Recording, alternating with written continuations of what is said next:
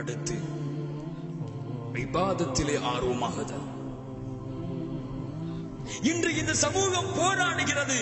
அதை பார்க்கும் பொழுது ஆலிம்களுக்கு, மார்க்க அறிஞர்களுக்கு சந்தேகம் வருகிறது. இந்த போராட்டங்கள் எதற்கு? ஃபஜ்ருடைய தொழுகையை பள்ளியில் வந்து தொழாமல். அல்லாஹ்வுடைய தூதர் ஸல்லல்லாஹு அலைஹி வஸல்லம் சொன்னார்கள், முஹம்மது சமுதாயமே, வெற்றி வேண்டுமா உனக்கு? உலகத்தின் ஆட்சி அதிகாரங்கள் வேண்டுமா? அல்லாஹ்வின் பாதுகாப்பு வேண்டுமா? காலையிலே ஃபஜ்ருக்கு பள்ளிகளே அதான் சொல்லப்பட்ட பிறகு பள்ளியை நோக்கி விரண்டு சென்று முதல் சஃபிலே தக்பீர் கட்டி உலக முஸ்லிம்கள் வெளியே பள்ளியை விட்டு ஒரு தினம் வெளியே வந்தால் போதும், அல்லாஹ்வுடைய உதவி அவர்கள் பள்ளியை விட்டு வெளியே வரும் பொழுது அவர்களுடைய காலுக்கு அடியில் கிடக்கும். அல்ஹம்துலில்லாஹி ரப்பில் ஆலமீன். அல்லாஹ்வுடைய தூதர் சொன்னார்கள், யார் ஒருவன் ஃபஜ்ருடைய தொழுகையை ஜமாஅத்தோடு தொழுகிறானோ அன்றைய முழு தினத்துடைய பாதுகாப்பையும் அல்லாஹ் எடுத்துக் கொள்கிறான்.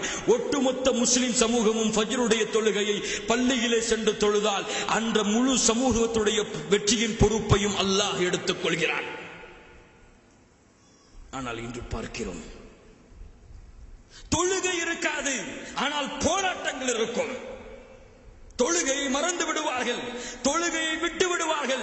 ஏதோ காசு பணத்தை தொலைத்தது போன்று தொழுகையை விட்டுவிட்டு இந்த பூமியை நடமாடி கொண்டிருப்பார்கள். இவர்களை அல்லாஹ் முஸ்லிம்களாக அங்கீகரிக்க மாட்டான்.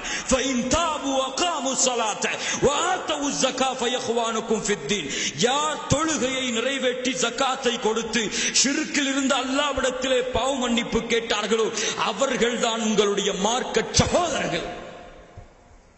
அல்லாஹ்வுடைய தூதர் முஹம்மது ஸல்லல்லாஹு அலைஹி வஸல்லம் சொன்னார்கள், அல்லாஹுல்லதி பைனனா வ பைனஹும் அஸ்ஸலா ஃபமன் தரக்கஹா ஃபகத் கஃபர்.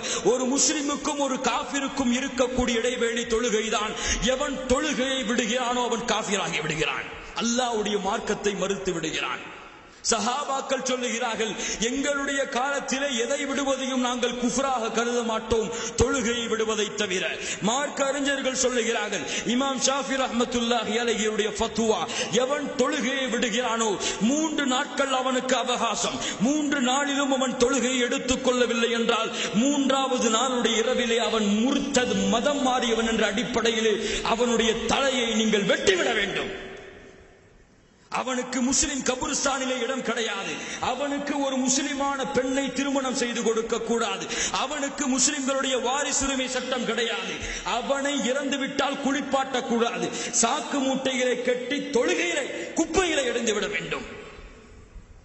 அபூ ஹனீஃபா ரஹ்மத்துல்லாஹி அவர்கள் மட்டும்தான் இந்த விஷயத்தில் லேசான ஒரு சட்டத்தை சொல்லி இருக்கிறார்கள். அவன் தொழுகையை நிறைவேற்றும் வரை அவனை அடித்துக் கொண்டே இருங்கள், மரணித்தாலும் சரி.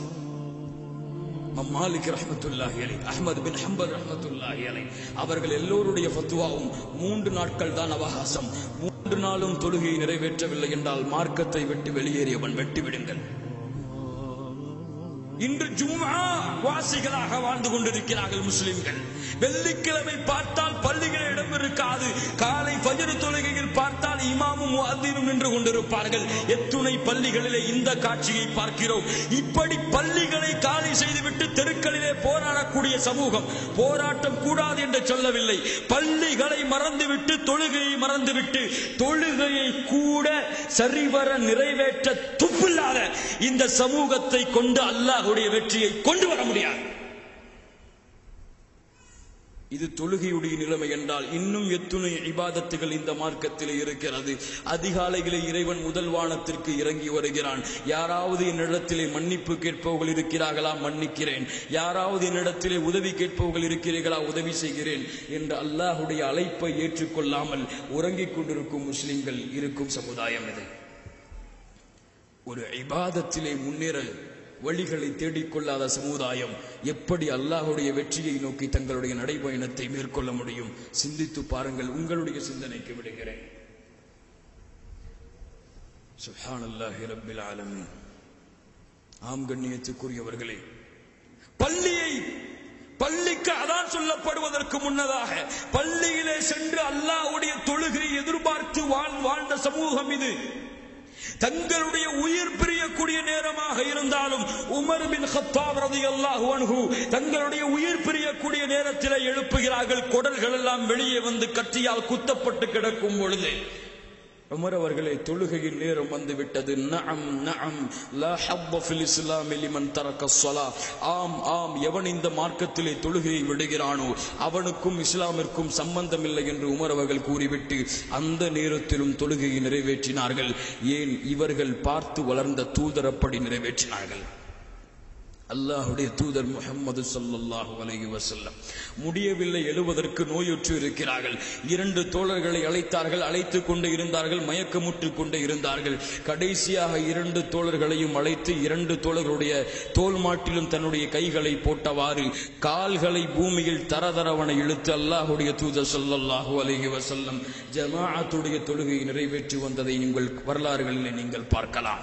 அல்லாஹ்வுடைய தூதர் ஸல்லல்லாஹு அலைஹி வஸல்லம் சொன்னார்கள், ஜமாஅத் தொழுகை நடந்து கொண்டிருக்கும் பொழுது யார் தங்களுடைய வீடுகளிலே தொழுது கொள்கிறார்களோ அவர்களுடைய வீட்டை நெருப்பால் எரிக்க என் மனம் நாடுகிறது. பெண்களையும் குழந்தைகளையும் கணக்கில் கொண்டு நான் விடுகிறேன். எந்த குற்றத்திற்கு?